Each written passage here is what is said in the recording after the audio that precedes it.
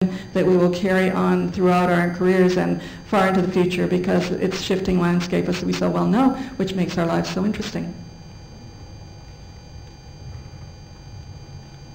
Anyone else? Miriam.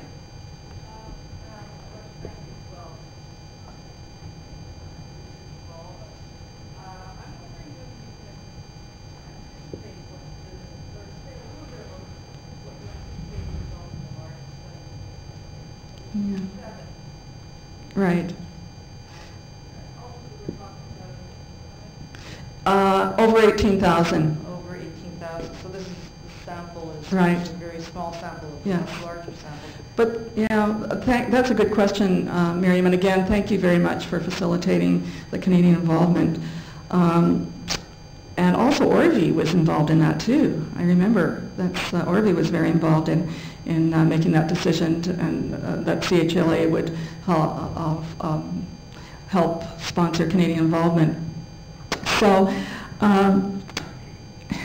okay, so when you've got 3,200 responses like that, that's also a lot of data. It's very unusual for results to change dramatically, even with a much larger data set, frankly. But more is still better, because one of the problem with it still being a fairly low percentage of the potential respondent group. So, and these days, big data, I mean, that was really coming out at MLA, this idea of what you can do with really large data sets was really coming out big and strong. So it seems to me that the results may not change a lot, but when you start, they look like a lot when you look at everybody. However, when you start chunking it up, like, okay, let's look at all the academic health centers, let's look at all the hospitals with bed size under certain things, let's look at the physicians, residents, and nurses, the numbers of respondents get smaller, the number of critical incidents gets smaller. So for really good, solid analysis at that drill down level, you need the bigger data sets. So I don't expect the aggregate results or the overall results to change dramatically from the pilot to the full. But the nice thing about having the full is that we're going to be able to do a lot more drill down work, which will help us answer some more specific questions. Gabby. This is a really exciting study, and I hope not to knock our library journals, because they're great, but I hope you can get this published in a major medical journal. Yeah, that's a really good idea. We were talking about this, and recently there was an article by Frank Davidoff and just for, I think it was Mingus, a librarian, about the problems still that health professionals are having. It was in the Annals of Internal Medicine, I believe. Does anyone remember that study? I've got it here if anyone wants the reference. But we thought of that could be, I was thinking of getting in touch with Davidoff and telling him about the study and getting his advice, because he's a very influential physician within that environment. So that was one possibility. And then I was trying to think of a good healthcare administration kind of journal, and actually my dissertation supervisor, Peggy Leet, who was at the University of Toronto in public health sciences, she came to the University of North Carolina, and she's the editor of Healthcare Papers, and there's another one. The Longwoods Press Journals. Would that be a good place to publish something in Canada? Yeah. Who? Is Joan Bartlett here? Joan is supposed to be here, this colleague from McGill, and she's really interested in using the Canadian data. But I think, and I think it would be very exciting to have her involved. She's coming at some point today, I know. But I think, maybe putting our heads together and looking for sources both in the U.S. and Canada, any suggestions that you have for where it should go. But I think the main methodological article and so forth, I will still submit to the Journal of the Medical Library Association. But then I think there are certainly there are going to be a lot of articles that could be published about this, because there should be something separate done on the nurses, and there should be the comparison of the attendings and the physicians, and we should be looking at age as a variable here, and all sorts of different things. Fascinating opportunities. Helen Lee? Helen Lee Robertson from UC. One place to consider is open access journals, like maybe the Health Sciences Research Open Access Journal. That would Oh, open medicine, sorry, Dean, of course. Open medicine. Good idea, open access journals, yes. Something too in the Evidence-Based Library and Information Practice Journal. Have to definitely get something in there. I mean, after a while you start, well, he's doing the same things, but with really large data sets, I mean, social scientists, sociologists, my husband's a sociologist, and they're always using secondary data sets, the Canada Health Survey and, the EU Census and all these sorts of different things. They don't think twice about it. So I think we're just at the beginning, too. We have to start archiving our data, and one of the things we're doing with all of our workforce data, because we have a tremendous amount of that built up about what happens to graduates of LIS programs and what our careers are and how they develop and why they develop and how many people leave the field and all that stuff.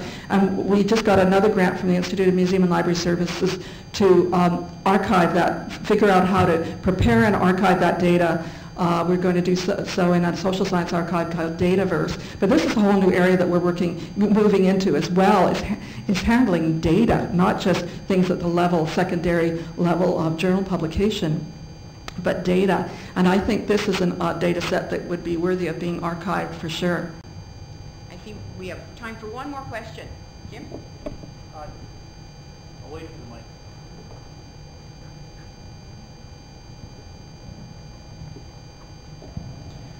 Thank you very much, Joanne. I was in the room when you presented the Rochester results at MLA many years ago. I remember sitting on the floor and being very, very excited by the results, and these are equally as exciting.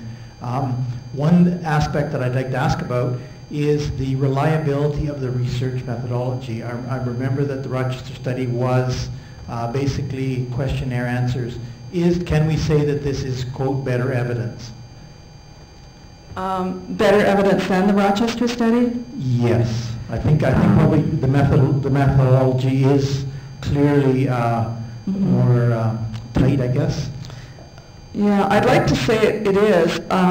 Again, I think just as the health sciences library terrain has changed and the healthcare system has changed, so have research methods and what's possible. But the Rochester study was also a prospective study where it was based not only on a critical incident, but one which they were asked to initiate. So it was really fresh in their mind. They had to make a request to the hospital librarian and answer on the basis of that request. Now this is based on a retrospective, there are prospective and retrospective studies, so that made it very strong. We also do a random sample of physicians and residents in Rochester, the Rochester area for that.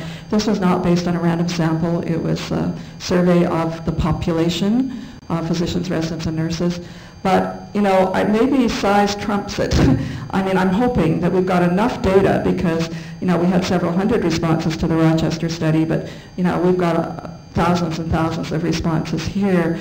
And so I'm going to read more about this, large-scale data set stuff and what can be done with that kind of research from a statistical analysis point of view, because I think the idea, it's crowdsourcing, isn't it? They call it in the social media world and all of that stuff, crowdsourcing.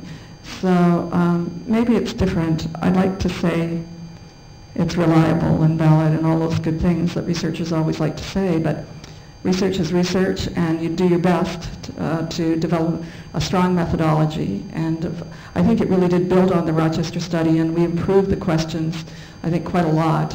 And we added in a lot of questions about the information resources used by those end users, which we have, we know something about, the hits on those resources, but we really need to know, we need to be able to link that to patient care. It's been more successful in linking the role of the librarian, to patient care, because in some ways, but also the interviews. We've sort of used a triangulation, so we'll be doing more focus groups again, but there were focus groups at the beginning to help with the methodology. The big thing was, of course, was the survey, but we do have these interviews to sort of fill in some of the qualitative context of the whole situation, and then we'll be doing another group of focus groups with librarians to sort of look at all this data together and say, okay, what have we got here, and what's the next step? What can we do? How could we improve this? And I do believe that when studies are done, we should open it up. You're welcome to have the survey. All the sites that did participate have this big survey manual and all the stuff that went into it, because there's no point in us reinventing the wheel. I think it's just as science itself is cumulative, so should our own research become cumulative over time and build on what's gone before. Okay. Well, Joanne, thank you very much. Just present you with a small. I think there's so many opportunities and possibilities from Joanne's study, whether it's through working with the data, presenting information to our own institutions, looking at outcomes, demonstrating what the impact we have on outcomes is. What a wonderful way to start the conference, a wonderful thing to continue on with our conversations. So that's the end of our keynote presentation, break in the exhibits, and then we reconvene back for our Open the Space and the Magic Happens, where we will be pursuing some of these questions and ideas about our value and how we present that. So thank you, Joanne.